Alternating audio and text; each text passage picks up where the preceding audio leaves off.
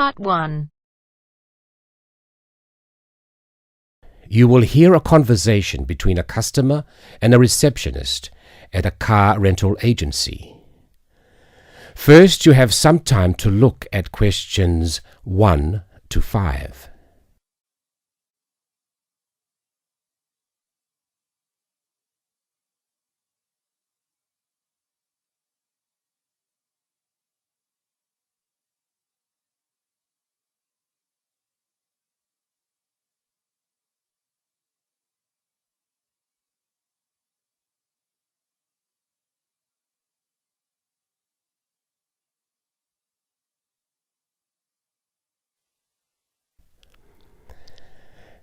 Now listen and answer questions 1 to 5.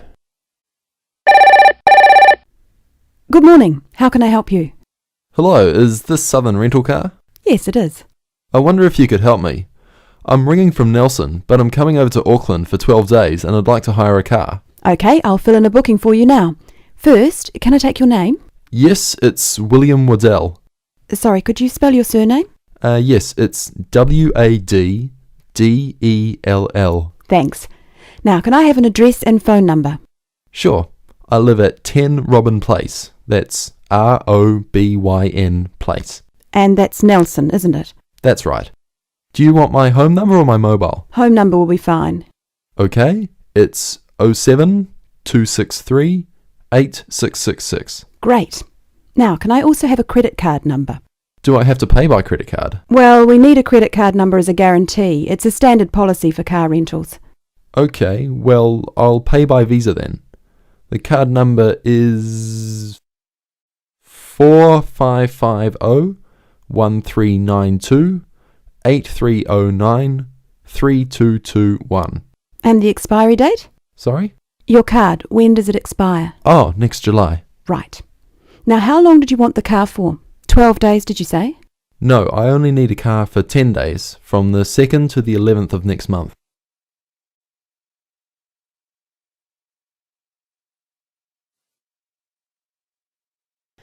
Before you hear the rest of the recording, you will have some time to look at questions 6 to 10.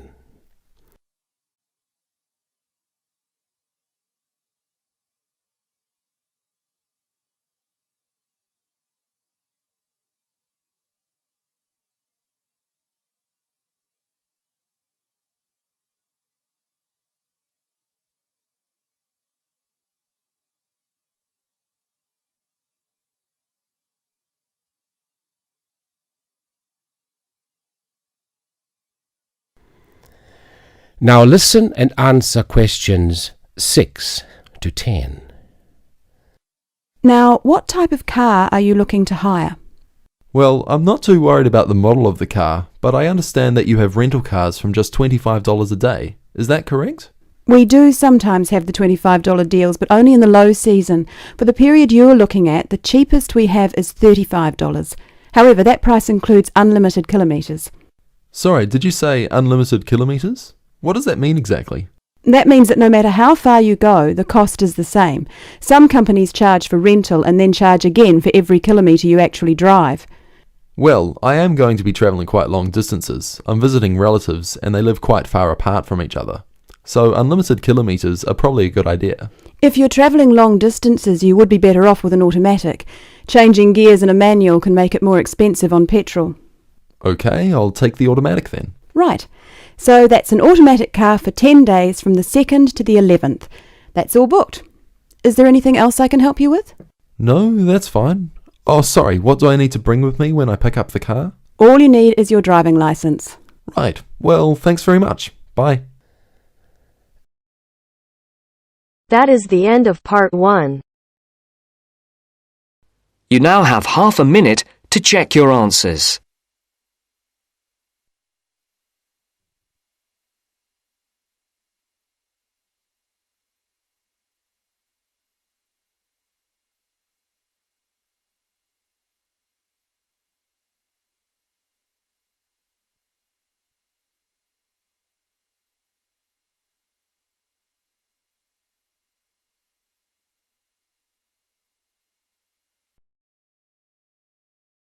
Now turns to Part 2.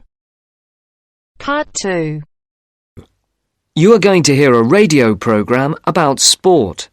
First, look at questions 11 to 14.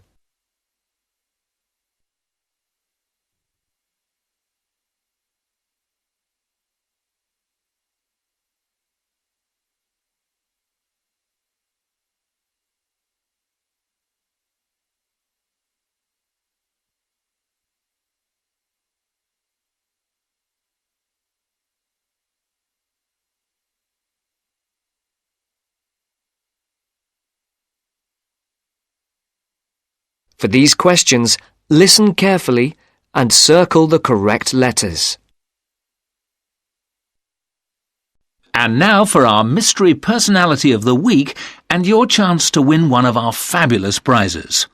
Last week's competition generated a huge response, and the first 5 answers pulled out of the bag will receive £100 worth of sports clothes vouchers. And if you didn't win last week, here's another chance. And this week's prize is even bigger. We're giving away 10 prizes of £250 worth of book, music and clothes vouchers to mark the first anniversary of the show on the air. So get your pens ready to take down the address details. Just write the name of the person you think is our mystery personality and send it to Mystery Draw at the address Marcia will give you in just a second. The address will be repeated at the end of the show for those of you who didn't get it. And so it's over to Marcia, who will tell you a few tantalizing details about our mystery person this week. Thanks, Mike. Well, here goes. Our mystery person this week is a very well-known footballer who plays for a famous club and has also played for his national team. He is very talented and is enormously popular, especially for the part he played in a famous footballing victory. And 2 clues. He hasn't got a famous wife, and he speaks French. If you think you know who it is, then pop the answer on a postcard and send it to Mystery Draw, P.O. Box 5110, London SE1 5LE. That's P.O. Box 5110. And please don't forget to write your name and address too. And now it's back to Mike. Before the broadcast continues, look at questions 15 to 20.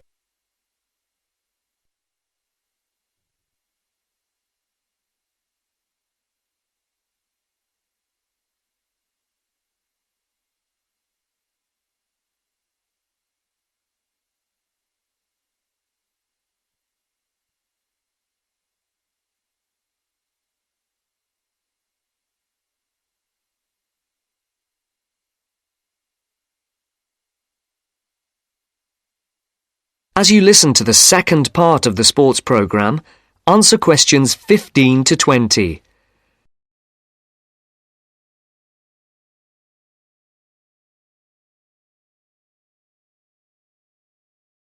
Circle the correct letter. Thank you, Marcia. Get those postcards in and make this a bumper anniversary draw. Now, if you remember, last week on the show, we talked to the organiser of a new group set up to help young people up to the age of 20 to get involved in activities like horse riding, tennis, scuba diving, cycling, or any form of sport which involves some kind of expense. John Tebbit, the organiser, rang us to say that the response to his appeal on the show was staggering. A large number of people, both young and old, have offered their services free as volunteers.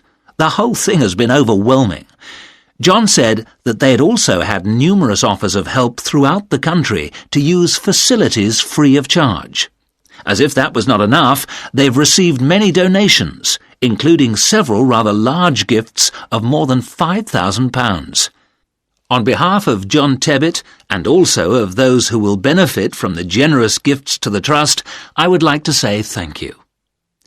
This week, we're going to talk to a very unusual athlete indeed.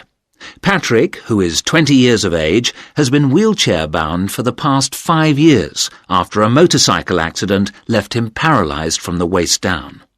This has not stopped this young man from getting out and about. He's an inspiration to all of us.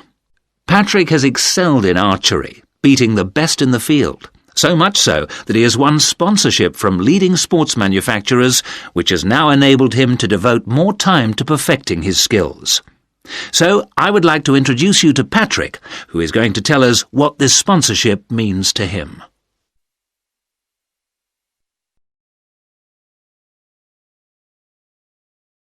That is the end of part 2. You now have half a minute to check your answers.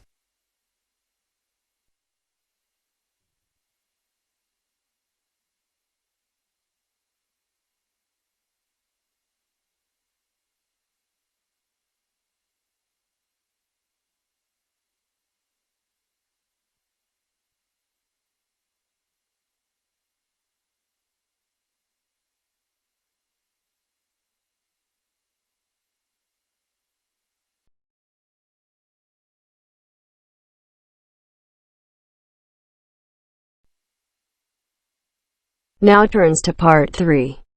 Part 3. You'll hear a discussion between two students and their teacher on a planned charity event. First, you have some time to look at questions 21 to 25.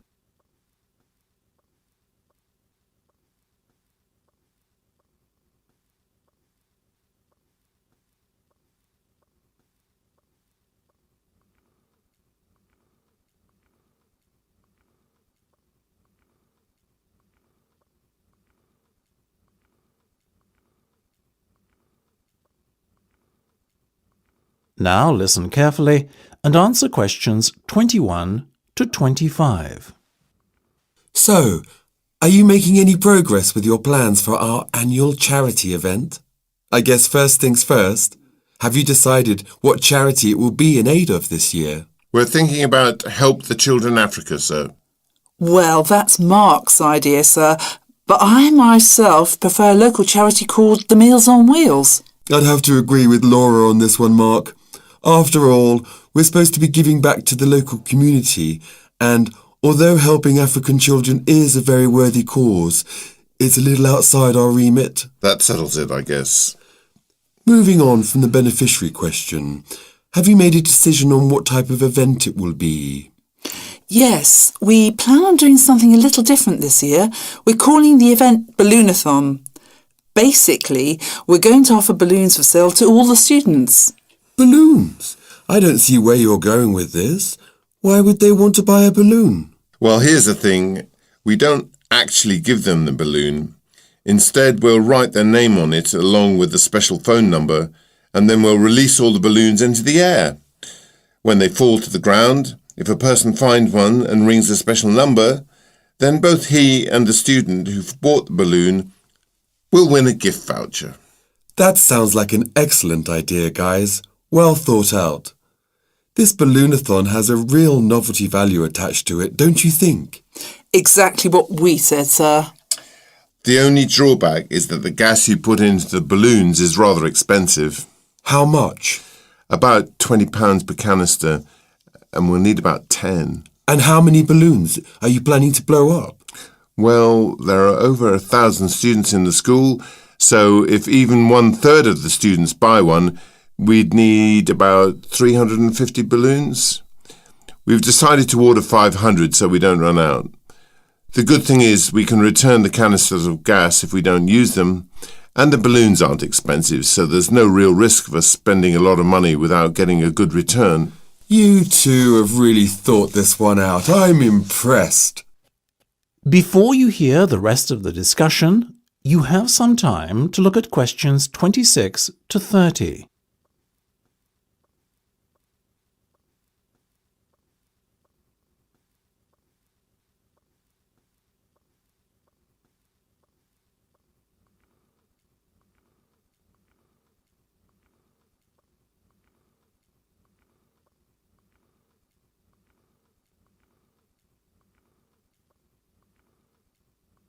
Now listen and answer questions 26 to 30. Thank you, sir. So, how much money do you think we can raise? Well, each balloon costs about 1p, and when it's filled with gas, it's going to cost us about 50 pence. We reckon that if we sell our balloons at a price of £1.50 and we sell all 500 of them, we'll end up making a profit of £1 per balloon. So that's £500 in total. That's fantastic. And it gets better, sir.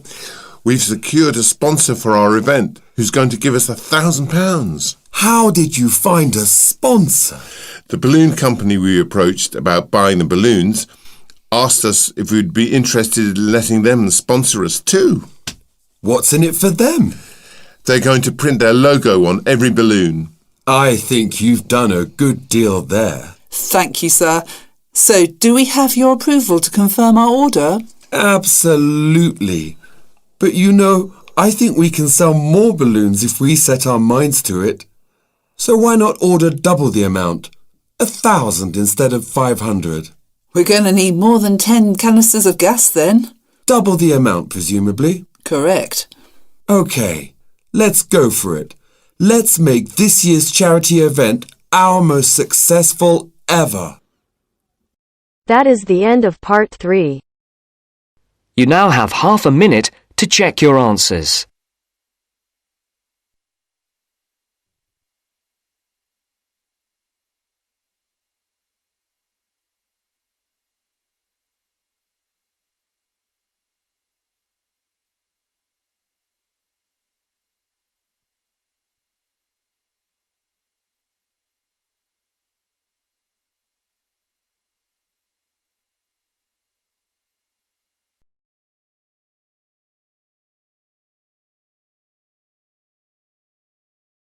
Now turns to part 4.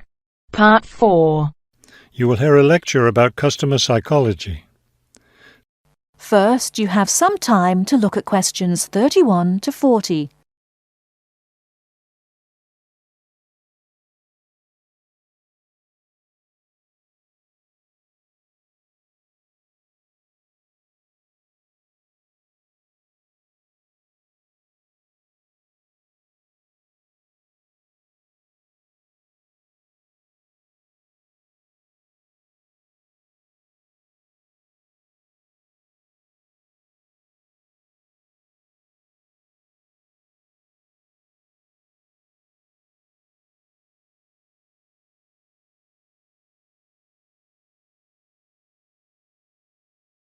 Now, listen carefully and answer questions 31 to 40.